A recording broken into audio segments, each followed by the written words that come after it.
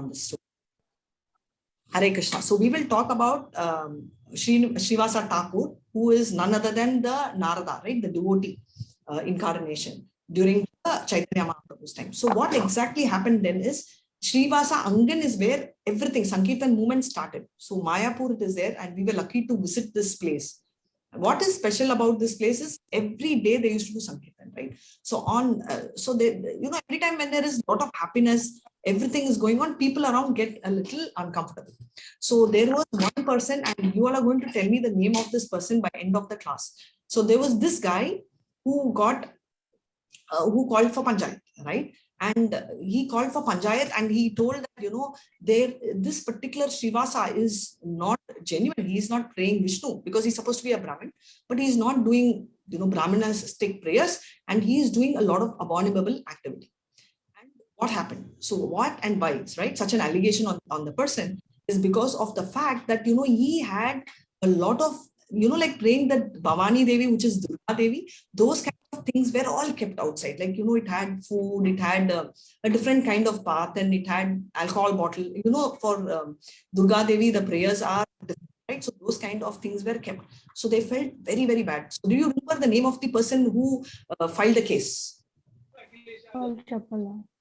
Sorry? Gopal Chapala. Oh, you all know the story. Then I'm sorry, I'm repeating. Okay, I'll make it fast then. So Gopala, right? So he was called in this particular area. He called him in Panchayat, and he was really taken for a ride. And Panchayat here is a combination of Brahmins, Kshatriyas, and the Vaishyas. So all three categories were there. So they were not like the normal, Panchayat fight. It's like a very highly developed category, right? So all three combinations were kept here. So what happened is they called him, and that is why this particular group were called the Brahmana Sajana, right? But it's like a Sajana means it's like a group, and group of all three categories were put together. And when Srivasa was asked, he never argued against. He said, yes, I only did it. Right? Yes, I'm sorry. He just apologizes, and he does not point finger. But nobody believed, because they all knew that he is so exalted and he would never do something abominable like that, right? So it was very clear evidence was against Srivasa, but not even one person ever believed, because they knew he was a true devotee, and true devotee is personally taken care by Krishna, right? We know Krishna personally takes care. So what happens exactly third day from this incident happening?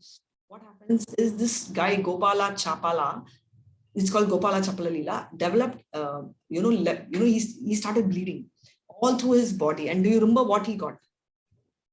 Anyone knows what happened to him? Leprosy. Leprosy. So leprosy, it was oozing and blood was flowing. He was looking so horrible. And Chaitanya Mahaprabhu came that side, and he immediately told, no, please change. I'm not able to feel the brain. It's burning for me. Please, can you change? Can you help me?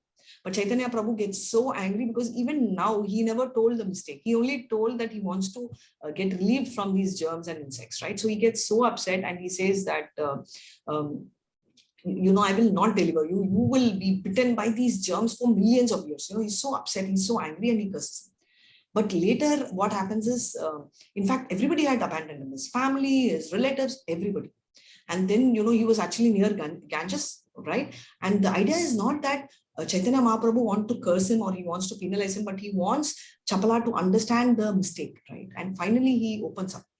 He opens up and he asks for apology. He says, not to me, you have to go to Srivasa. And Srivasa, as usual, recommends, and he gets purified, he gets clean, and he is finally, he is out of the problem, right? So what happens is, this is what is a speciality of Srivasa Takur, because he is, nothing is an offense for him.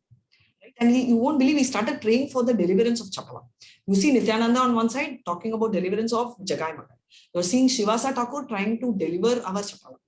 Right? So this is the story, and you can imagine what kind of things have been happening.